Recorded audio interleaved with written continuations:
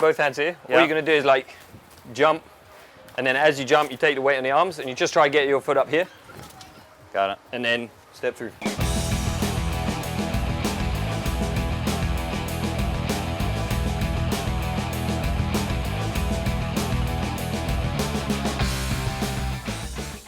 We are here, SpartanUpPodcast.com. We've got Johnny Waite, Dr. Johnny Waite on my right. We've got Sephra's Lawn Service on my left. She runs... I'm out. All right, she doesn't run a lawn service, but she knows how to take care of a lawn if you have... I don't really agree with lawns, actually. They should be gardens. Good point. But let's move on to Colonel Nye. She's a wilderness expert. We were just busting her chops. And then we got Colonel Nye, who really is a special operations decorated colonel who... retired, who could take care of business if you need business taken care of.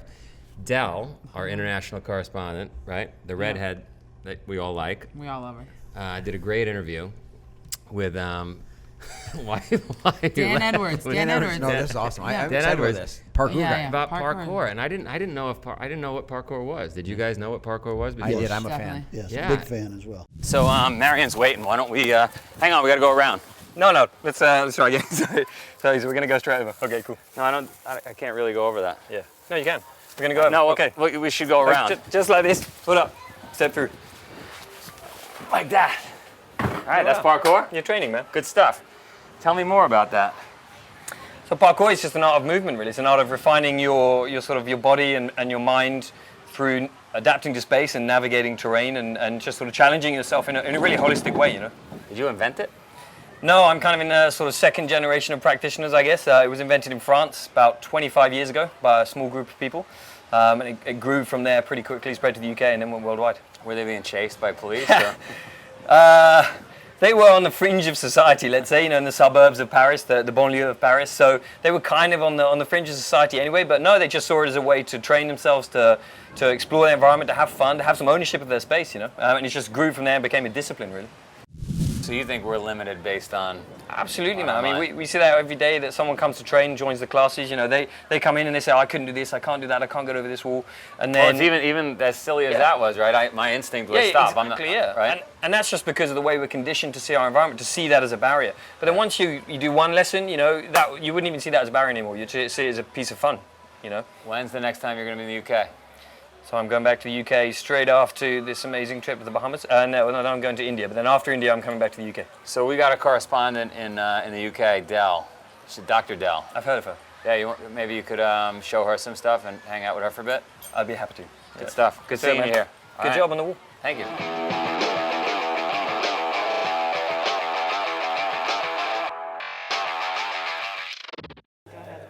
So I'm in the East End of London today for Spartan Up, and we are sat with a guy called Dan Edwards, who owns or is the founder of Parkour Generations. Some of our viewers may not know what functional movement actually is. Can you just describe or explain what you mean by functional movement? For us, functional movement means actually being able to use your body to achieve tasks and overcome obstacles. So, obviously a squat is a functional movement, right, in a way, in that yes, it is a function of the human body. But by itself, we would consider it not functional enough because it doesn't actually it doesn't get you around, right? The human body is designed and evolved for movement. That's the whole purpose of the body is to move the brain around from one place to another. That's the entire reason any animal, any organism has a body that moves it around. So your body's designed to be moving, and so functional training for us is actual skills that you can apply to an environment and overcome some sort of challenge, task, or obstacle, get from here to there, jump this, climb that. That is functional strength, or applicable strength, as we sometimes call it. And anything other than that, anything broken down from that, is kind of a building block that may help that, may lead towards it, but by itself is not enough. And what was it about this discipline that attracted you the most?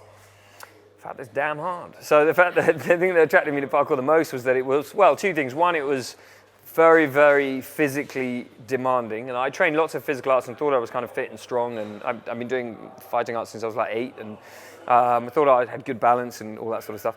And then when I started parkour and started training with the French guys and that, I realized that I was nowhere near their league, nowhere near as strong or as fit or as fast or as capable, as balanced or anything. Physically, I was just a child compared to them, really, in terms of what I could do. And through training, I realized eventually you could get to that level, and that's what the human potential should be, right? So that was one reason. And then the other reason was fear. Was that, again, I got very used to the sphere I was training in combat, the sort of that sphere. So I became very used to fighting. I wasn't really afraid of it anymore. And then when I tried parkour the first time, I was really afraid. Like the first jump I tried to do, I was really, and that fear, I kind of enjoyed that, the fact that this is, I'm feeling afraid again, and do I have the control to overcome this fear? Can I do it? Can I find a way to overcome this really visceral fear and actually do this jump? And not talk about it, not train for it, not say I can do 50 pull-ups or whatever, but can I actually get from here to there with that gap, catch that wall and climb up? And I did that, and that was kind of, for me, that was like, right, I'm never stopping training in this discipline, because it's the ultimate test. What have you learned the most from, like you've talked about fear and your ability to overcome it. How have you overcome it, and what have you learned? Well, you never overcome fear fully, obviously, and you shouldn't, because if you do totally get rid of fear, then there's something wrong with your brain, right? Fear is a survival mechanism.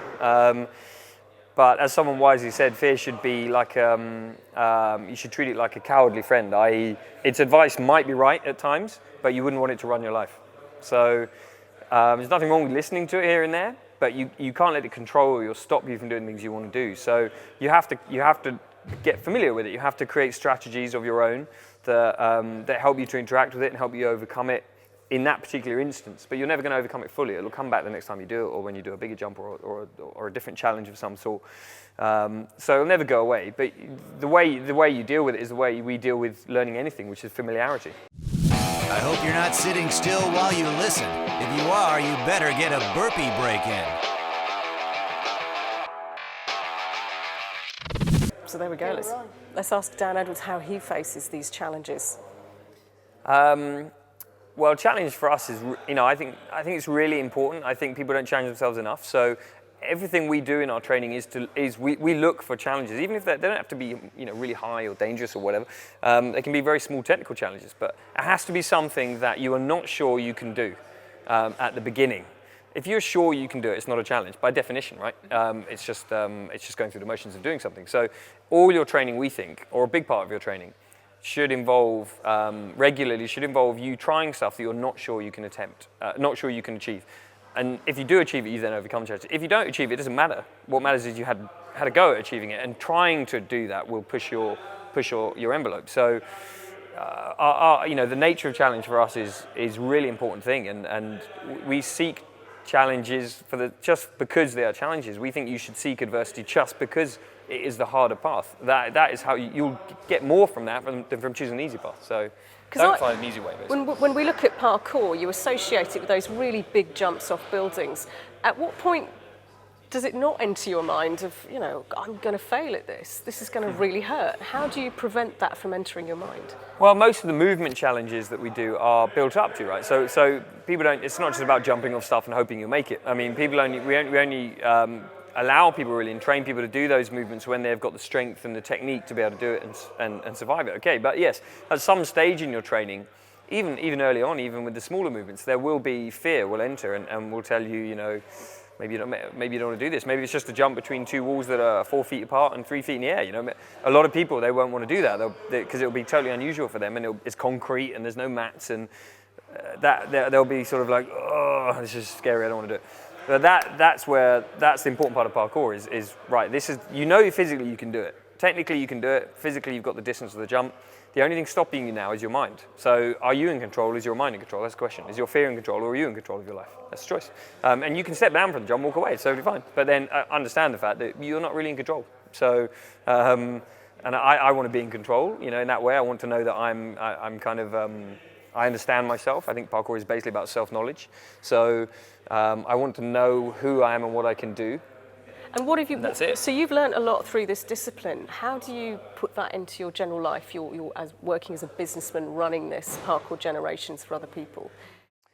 Well, I mean, parkour is it's a metaphor for all of life, right? In that we learn to overcome obstacles, we learn to see obstacles not as obstacles, but as something we can engage with and use as a stepping stone to get somewhere else, typically. So we see them as just as they are. We don't see them as an obstacle in terms of see it in a negative way as a barrier. We just see it as that's what it is. It's just a wall or a block of stone or a set of railings. Now, what can I do to engage with that? And that once you start thinking like that, you see everything else like that in life. So do you take the difficult path in every aspect of life? Do you choose that? I think we choose the things that challenge us. Yeah, we're only really interested, I think, in most parkour practitioners, and certainly our philosophy at Parkour Generations is that we're only really bothered about doing the stuff that is challenging and we're not sure we can do, and we know will be really hard. Like building this place, this crazy facility we built in like 9 weeks, I think. And it had like shipping containers in it and walls, and we had to get all that knocked down and drag all this stuff in and these big concrete and build everything. And it was about a team of about 10 guys that did that, and we had to do it by a certain date for the opening, and we weren't sure if we could do it. It's going to be crazy. But we did it. It was like 24 hours a day for like 9 weeks. Did you ever at any time in your life think, I can't do this? In any challenge? Is there anything ever just, have you ever failed at anything and learned from it? I'm sure I failed at loads of things.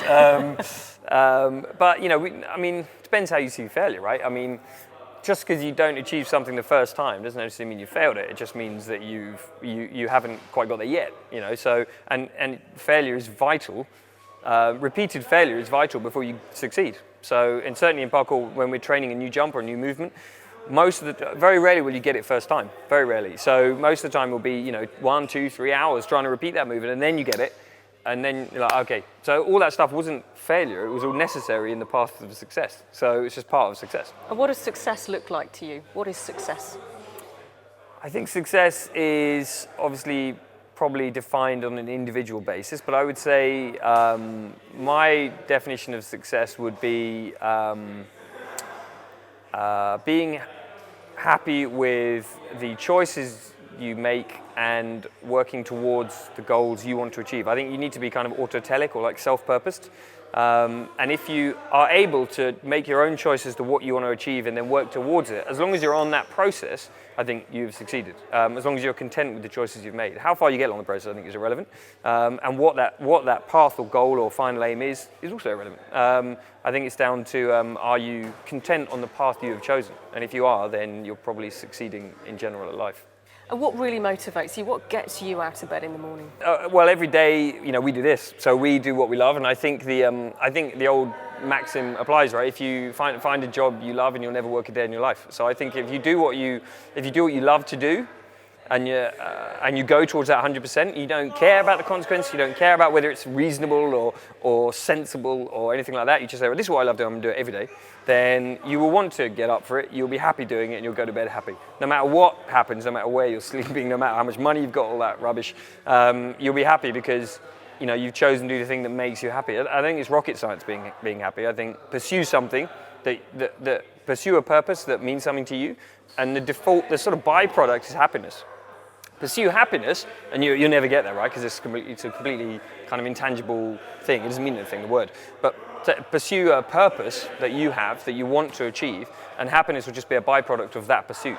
So that's what gets me up. This outlook that you have, do you think it's something that you've had integral to yourself, or is something that people can learn? Absolutely, you can learn it. I mean, I guess I read a lot when I was young growing up and did lots of stupid challenges and sort of just lived kind of an odd life and forced myself always to take those challenges and to try to be self-driven, self-purposed.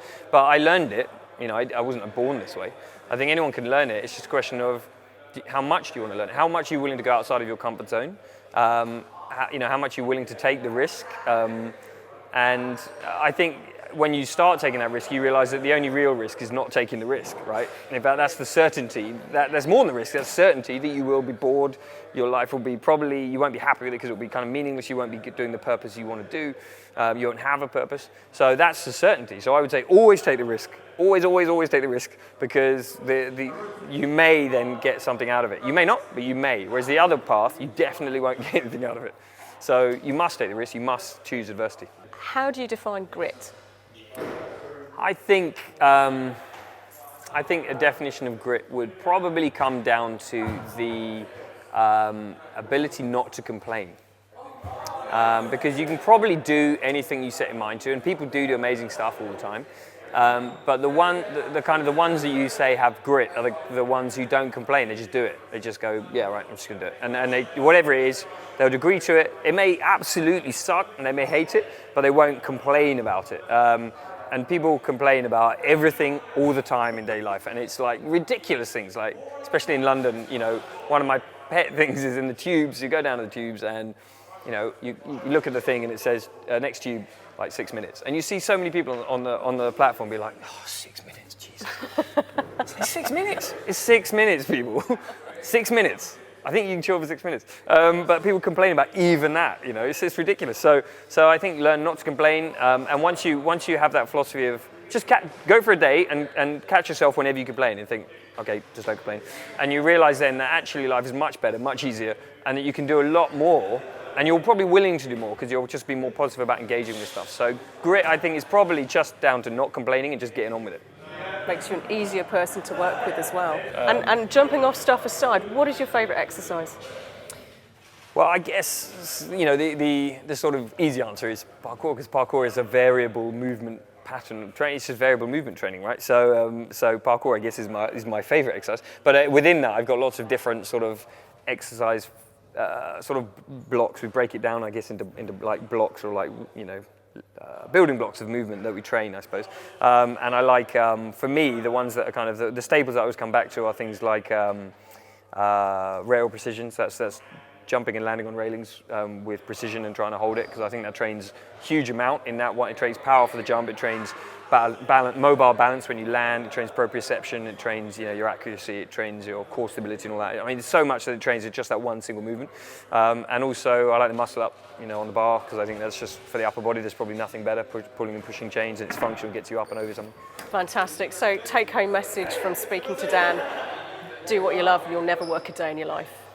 Yeah, pretty much. Yeah. Rolling. This is Dan Edwards. Close. Want to open her up? Okay. I'm a huge fan of parkour, like I said, and that was really, really cool. Cool. Yeah. The whole idea about functional movement is something that I know is really big to you. I mean, that's the whole idea with Spartan Race, getting people out there moving like we're supposed to move. Not like those old days in the gym where you're just lifting weights and, right? Well, the funny thing is, like he says, But like he says, that's not even the old days. That's even the gyms are. There weren't gyms 100 years ago. There didn't were exist vines. because you're out doing There you stuff, go. right?